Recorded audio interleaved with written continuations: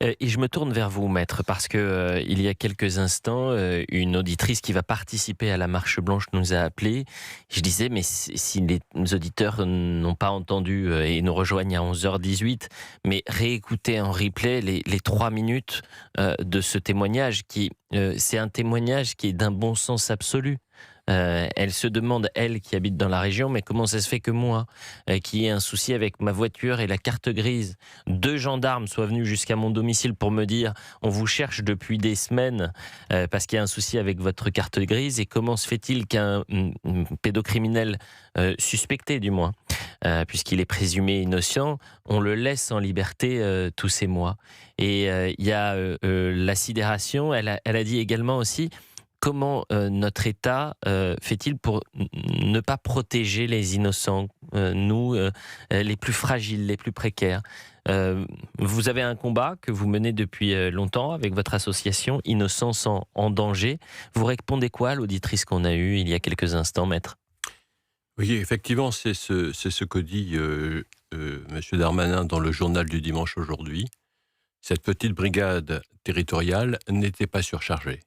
On voit qu'effectivement, elle priorise la recherche d'un véhicule qui n'a pas commis d'infraction, hein. Il y a simplement une erreur sur la plaque d'immatriculation, et elle délaisse complètement un dossier criminel. Alors, ce que je veux répondre à Corinne, c'est que Corinne nous parle d'un dysfonctionnement. C'est pas un dysfonctionnement. Un dysfonctionnement, ça se corrige. Un dysfonctionnement, ça se rectifie. C'est un fonctionnement qui fonctionne comme il est prévu qu'il fonctionne. C'est-à-dire que vous avez une justice qui va prioriser des procédures, qui va délaisser d'autres procédures, et qui finalement va broyer certains dossiers. On a eu récemment, dans une affaire relevant de Valenciennes, une réponse du parquet de Valenciennes qui nous dit « Écoutez, j'ai bien reçu vos relances, mais vous savez, j'ai actuellement 900 viols et violences sexuelles sur enfants à traiter avant de regarder votre dossier. » C'est-à-dire qu'aujourd'hui, le fonctionnement de la justice, il s'appelle par un chiffre, c'est le chiffre 21.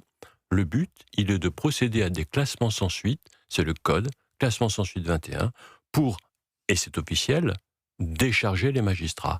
Ça n'est pas un dysfonctionnement, c'est le fonctionnement normal de notre justice aujourd'hui que de ne pas s'intéresser à un certain nombre de dossiers. On est dans l'aléa le plus complet.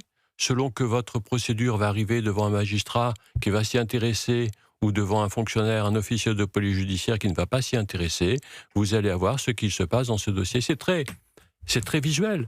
Vous avez d'abord une maman qui va se plaindre que sa fille de 17 ans fréquente un homme adulte. Et puis on va lui dire, mais non, finalement, il n'y a pas de poursuite. Alors du coup... Non, il y a classement sans suite, pardonnez-moi, parce que Non, la jeune... il n'y a pas d'infraction. Il n'y a pas d'infraction, mais non. Alors, vous revenez sur tout le dossier, là. Mais le premier signalement qui est fait contre le suspect, cette jeune fille de 17 ans va dire que c'était une relation qui était Tout à fait. consentie avec le principal suspect dans le drame de Liana, qui à l'époque, je crois, avait une trentaine d'années. C'est ça.